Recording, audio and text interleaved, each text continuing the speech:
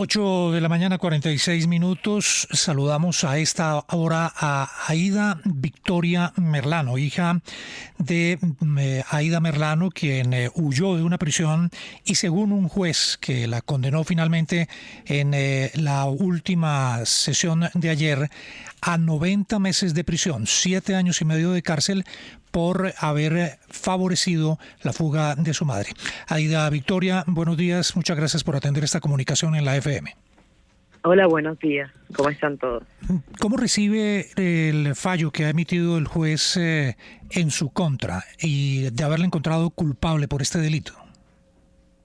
El tema de la culpabilidad lo vamos a apelar para que sea un tribunal de segunda instancia quien falle.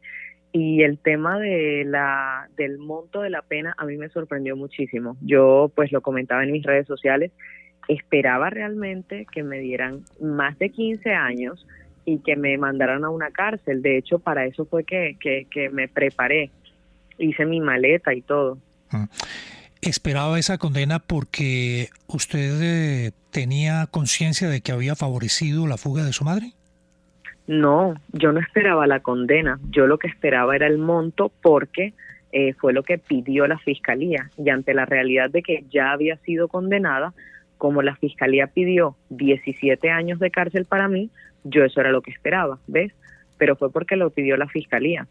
Si yo hubiese esperado eso porque hubiese sido culpable de los delitos, no estaría apelando.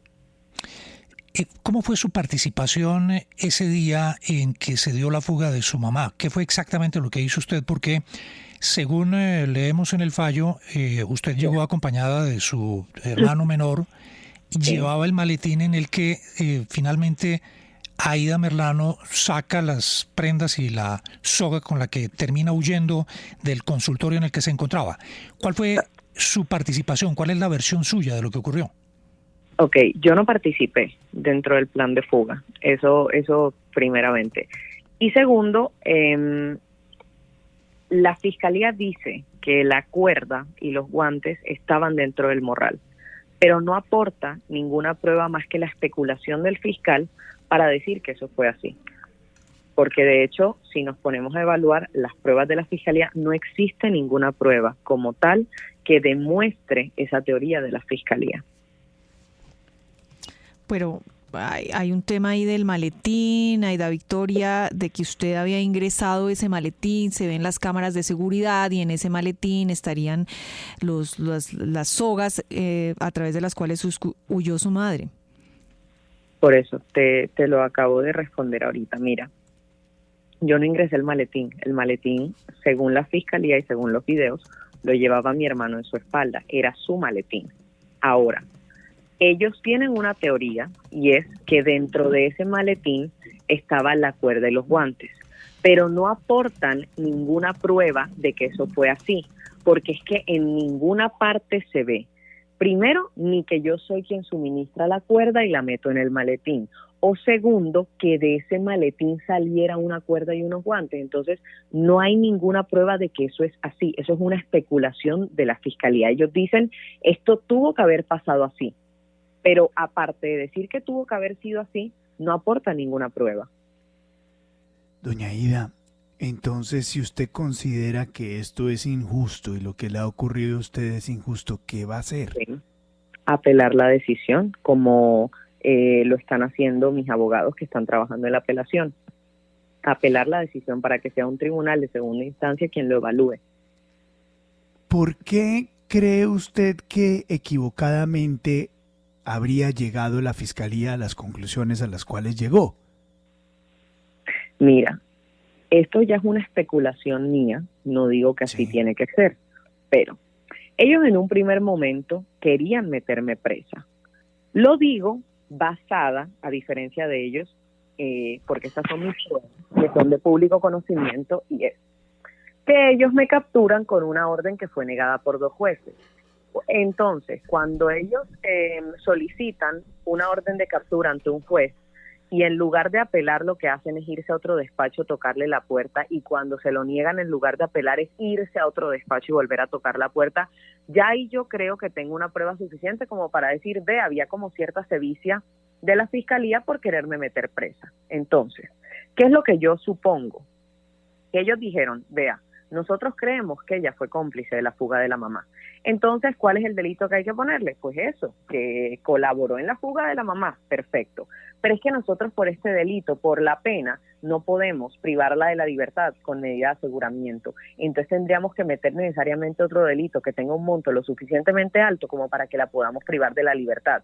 ¿Qué delito le metemos? Bueno, yo creo que en ese lugar había un menor de edad. Claro, el hermano era menor de edad. Bueno, metámosle también instrumentalización de menores en la comisión de delito para poderla meter presa. Eso es lo que yo especulo que pasó. Porque si ellos hubiesen tenido pruebas de que yo instrumentalicé al menor, pues las habrían aportado en el juicio y eso nunca pasó. ¿Ellos, dice usted, la fiscalía? Sí. ¿Quién está detrás, según usted, de esta intención de la fiscalía? ¿Por qué la fiscalía tendría esta intención? ¿Esto es algo político? Yo creo que sus motivaciones solo ellos las saben, pero podría ser un tema político, podría ser un mensaje que quieren mandarle a la sociedad a través de mí, podría ser que ante el hecho de sentirse burlados por mi mamá y de que mi mamá burló la justicia al fugarse, quisieron mandar un mensaje a través de mí de pronto a ella, o tal vez en su momento quisieron, coaccionarla para que se entregara, o hay una venganza de algún enemigo político de mi mamá, que podría ser cualquiera, considerando que mi mamá tiene un montón de enemigos en estos momentos. Entonces, cualquiera podría estar detrás de eso, cualquiera podría ser las razones, pero lo que sí está claro es que el actuar de la fiscalía no fue ético. ¿Cree usted que estas declaraciones que está dando van a repercutir en algo peor para usted? No creo que repercutan para algo peor, porque ahora mismo yo realmente estoy en manos de un juez, no de la fiscalía. Lo que sí espero es que repercutan en la fiscalía y en el fiscal general de la nación y se pregunten si realmente están teniendo un actuar correcto frente a sus ciudadanos, porque creería yo que sacar a una joven de 20 años de su casa a punta de pistola con una orden negada por 2 jueces y considerando también que la sacan de la dirección que ella misma aportó 2 días antes a través de un correo, no fue lo más correcto. Entonces tal vez lo que yo sí haría sería un llamado a la reflexión para que en su intimidad el fiscal y el resto de fiscales de este país se pregunten si realmente llevan los procesos de una manera correcta, respetando los derechos de los ciudadanos.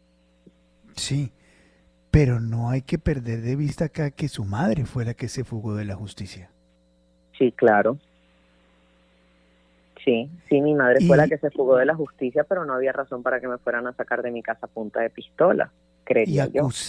Y acusar usted a la fiscalía de no estar haciendo una actuación en ley es bien complejo. Claro, pero es que yo no solamente soy quien lo piensa, también lo pensó la juez de control de garantías, que me dejó en libertad y que de hecho regañó a la fiscalía y les dijo directamente: su actuar fue grosero. Eso se lo dijo la jueza de control de garantías a la fiscalía. ¿Por qué? Porque lo que te digo, hay un procedimiento. Cuando solicitas una orden de captura ante un juez y te la niega, pues tú apelas la decisión, pero no vas a otro despacho a tocar la puerta. Y cuando te dicen que no vas a otro despacho a que te hagan el favor, porque realmente así luce y así pasó. Sí. Y tampoco te traes el avión de la policía exclusivamente para llevar a una persona que ni siquiera está por un delito grave, como sería, por ejemplo, de narcotráfico, y no te vas a traer el avión de la policía. Te lo digo porque por lo menos a los que están por narcotráfico se los llevan en un vuelo comercial, y a mí me llevaron en el avión de la policía como si yo fuera el Chapo Guzmán. Sí. Aida Victoria, le pregunta a Santiago Ángel, ¿y usted tiene razón en esa primera captura de la fiscalía en las formas? Porque en efecto a la fiscalía le hicieron un llamado de atención por considerar que se excedieron. Lo que pasa es que en el fondo, pues a usted no la condena la fiscalía. la condenó un juez y el monto de años que sí pidió la fiscalía que fuera más amplio, finalmente lo terminó decidiendo un juez. Eso es la justicia, no el ente acusador. Entonces lo que usted está diciendo es que en Colombia se pusieron de acuerdo la fiscalía y los jueces para una venganza política contra su mamá. No. A mí me están preguntando que si yo creo que detrás de la fiscalía hay una venganza. Y yo di mis razones por las cuales creo que hay una venganza. Pero evidentemente, y te quiero ser clara con esto, lo que tu compañero me pregunta es que si yo siento que en mi proceso por parte de la fiscalía hay una venganza. Y como yo tengo claro cuál es el actuar de la fiscalía, que es el ente acusador, y también tengo claro pues cuál es la obligación del juez, que ya sería pues quien decide, yo estoy hablando del actuar de la fiscalía, yo jamás me he referido al juez. Bueno, Aida Victoria, hablemos entonces de su mamá, porque al saber todo esto de la condena, su mamá dice que va a volver al país. Y tengo entendido que el abogado, que es el mismo suyo, el señor del Río, está buscando la manera de que ella sea puesta en libertad por el gobierno venezolano y pueda retornar al país, ya sea mediante habeas corpus, mediante extradición, etcétera, etcétera, para que ella venga aquí. ¿Es consciente ella de que al regresar al país también enfrentaría un proceso por fuga de presos? Asumo yo que de volver ella está clara con eso, pero también creo que hay algunos, hay unas causales para eximirla de la culpa y en cierto momento ella manifestó que ella se iba porque temía por su vida y porque fue amenazada. Entonces, pues ya eso hace parte de su proceso y es ella quien puede hablar con mayor propiedad de eso. Yo te digo por mi lado, yo ni siquiera sabía que ella tenía planes de regresar. Yo, de hecho, jamás se lo pregunté porque nunca lo vi como una cosa posible. Sí, me han preguntado varias veces sobre eso. No sé si fue que Miguel Ángel hizo unas declaraciones que no tenía ni idea o si fue que ella lo dijo públicamente, pero que yo sepa, ella a mí no me ha mencionado nada sobre regresar. Sí. Aida Victoria, permítame insistir en la pregunta porque es que usted dio unas declaraciones recientemente en donde señala que hay una intención de vengarse de su mamá y eso queda un poco en el aire cuando no se especifica sobre quién. ¿Son los Gerlain? ¿Son los Char? ¿Quiénes están utilizando a la fiscalía y a la justicia para vengarse de su mamá en Colombia? No, yo te dije, eso es una especulación mía. Pero yo no sé si lo mencioné aquí, tal vez tuve un lapsus y lo dije fue en otra parte, pero pensé que había dicho aquí que puede ser de muchos lados, puede ser que hayan querido enviar un mensaje, puede ser que haya sido una venganza de ellos mismos ante el hecho de que mi mamá, entre comillas, burló la justicia, puede ser que haya algún enemigo político, o sea, pueden ser muchas cosas. Entonces, como yo esa respuesta no la tengo clara, te dije, esto es una especulación mía, pero no estoy diciendo que es un hecho cierto, es una mera especulación. Pero, sin embargo, usted ayer trinó que va a pasar la Navidad con su familia. Entonces todo el mundo interpretó que claramente su mamá va a volver, que buscan una prisión domiciliaria para ambas. No, espérate un momento, ¿no? No, pero a ver, es que mi familia no es solo mi mamá, ya te voy a contar qué pasó. Bueno, es que mis seguidores lo entenderán. Yo puse una historia de alguien que decía, adivinen quién no va a pasar la Navidad con su familia. O sea, un hater me ponía, adivinen quién no va a pasar la Navidad con su familia. Y a mí eso me atormentó un poco porque yo decía, cierto, ahora mi familia no es solo la mamá, familia es mi papá, familia son mis tíos, familia es mi abuela, familia mi tía, o sea, mi familia es bien grande. Entonces, como yo puse una historia diciendo que qué crueldad, que porque la gente era así, y puse este comentario que me habían hecho de que adivinen quién no va a pasar la Navidad con su familia, ayer en medio de la emoción, yo me acordé de eso y dije, wow, voy a pasar la Navidad con mi familia, pero era refiriéndome a que voy a estar por lo menos en mi casa y que eso significa que por lo menos sí voy a poder pasar Navidad con mi familia, pero familia es mucha gente, o sea, familia son mis tíos, mis tías, mi papá, mi abuela.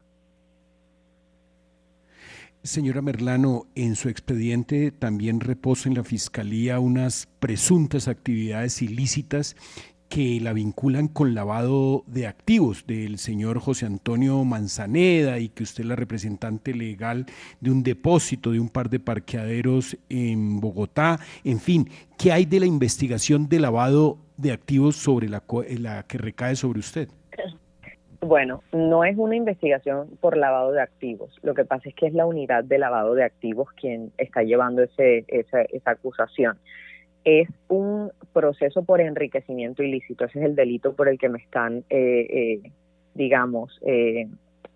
que me van a imputar, porque de hecho todavía ni siquiera me han imputado. A esa persona que mencionas, de José Antonio Manzaneda Vergara, no tiene nada que ver dentro del proceso ni de nada, porque lo que ocurre aquí es que hay un proceso por enriquecimiento ilícito que me abrieron, no porque haya unas actividades ilícitas que reposen, es porque ellos dicen, hubo un incremento inusual dentro de su patrimonio y nosotros presumimos que entonces es ilícito, demuestre que no lo es. Es eso. No es que haya unas pruebas y unas actividades ilícitas que yo haya cometido, eso no es cierto. Ahora, yo no soy dueña de nada porque, por ejemplo, yo hacía parte de una sociedad junto con mi hermano, sociedad que fue creada por mi mamá para que nosotros empezáramos a trabajar y generáramos ingresos porque obviamente ella estaba privada de la libertad. Mi mamá tenía una serie de bienes que de hecho antes de hacer política, y quiero aclarar eso, ya mi mamá tenía un patrimonio alto, creo que rondaba los 3.000 millones de pesos antes de hacer política. Es decir, mi mamá cuando se metió a hacer política ya tenía un patrimonio alto. Entonces, las propiedades que mi mamá tenía en 2019, ¿verdad? Estaban de cierta manera restringidas para tener movimientos ya sea de ventas o donaciones, porque la Corte le puso una medida. Pero la Corte quita esa medida y lo que hace mi mamá es donar parte de esas propiedades a mi hermano y a mí en esa sociedad. Luego, al muy poco tiempo de esas propiedades haber ingresado a la sociedad, la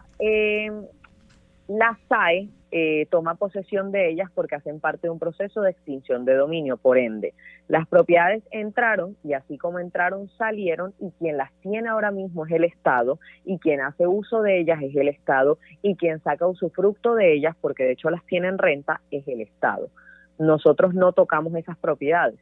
Entraron a la sociedad y así como entraron, salieron. Entonces, como esa sociedad fue intervenida, nunca operó ni tuvo absolutamente nada, precisamente por esto que te estoy contando. Entonces, desde ese momento hasta acá, ya lo que yo he hecho para ganarme la vida es mi actividad como influencer, pero realmente yo nunca he cometido ninguna actividad ilícita, ni tampoco pues me han enviado nada de que reposen unas actividades ilícitas mías.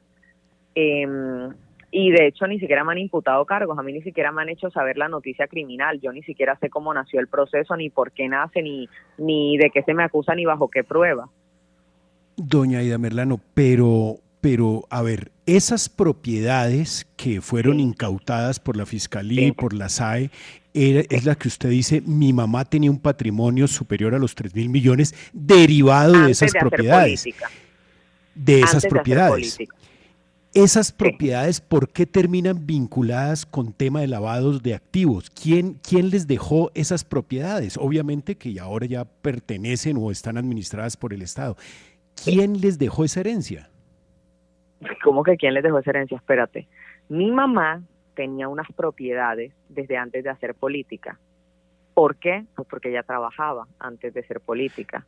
Se dedicaba a la construcción. ¿Pero esas propiedades son las que están intervenidas? Sí, claro, son esas. ¿Y ella cómo las obtuvo? Te lo estoy diciendo, te lo acabo de decir ahora mismo. Ella trabajaba, se dedicaba a la construcción, tenía sus actividades comerciales, y eso es lo que ella ahora mismo está peleando en su proceso de extinción de dominio, porque en un proceso de extinción de dominio la carga de la prueba se revierte. Entonces, básicamente el Estado toma posesión de las propiedades y le dice a la persona, vea, yo presumo que estos bienes son ilícitos, ni siquiera tienen que aportar pruebas, solamente cambia la carga de la prueba. Mira, normalmente se presume que uno es inocente hasta que se demuestra lo contrario. Cuando son este tipo de procesos, el Estado presume que tú eres culpable hasta que tú demuestres lo contrario, porque la carga de la prueba se revierte. Entonces, ellos toman posesión de los bienes de mi mamá, obviamente porque ella estuvo involucrada en un proceso y salió culpable del tema de la compra de votos, y entonces ellos dicen, nosotros presumimos que usted estas propiedades las adquirió a raíz de este delito que comete, pero resulta que también le quitan las propiedades que fueron mucho antes de esa actividad, que era la política. Entonces mi mamá ahora está haciendo su labor con contador forense y con otros profesionales para demostrar que esos bienes fueron obtenidos de manera lícita. Entonces, este es el proceso que está ahora mismo, en el que ella tiene que demostrar eso, y esos bienes, cuando se demuestre su licitud, quedarán liberados. Ahora, Aida, usted ha alegado su inocencia en el caso de la fuga de su madre. No obstante, el juez ya la condenó y va a tener que pasar, si no se acepta la apelación, 7 años de cárcel, 7 años y medio de cárcel. Todo esto, ¿por qué cree que ocurre? ¿Puede ser para tener amarrada a su mamá y no dejarla contar todo lo que tiene que contar sobre la manera como se financiaban las campañas políticas en el país?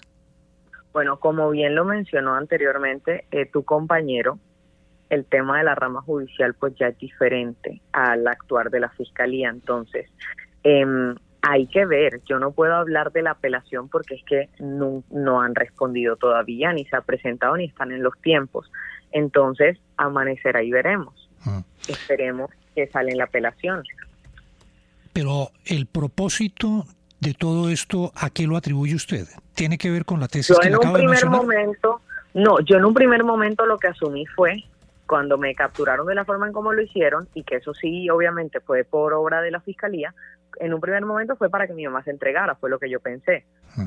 Ahora, lo que está pasando, que haya llegado hasta este punto, quién sabe.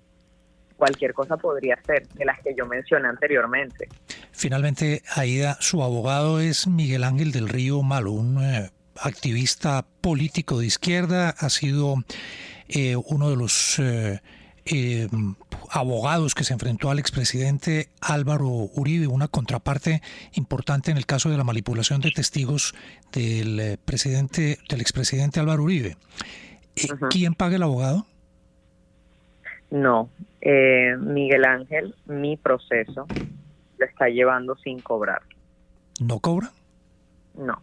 ¿Y por qué dice o por qué decide él no cobrar? Pues porque me imagino que él sentirá algún beneficio a nivel mediático, por su buen corazón o por su humanidad, cualquier razón podría ser. 9 de la mañana, 8 minutos. Pues doña Aida, gracias por darnos unos minutos aquí en la FM para entender un poco más de lo que está rodeando su caso. Muy amable, muy gentil. Muchas gracias.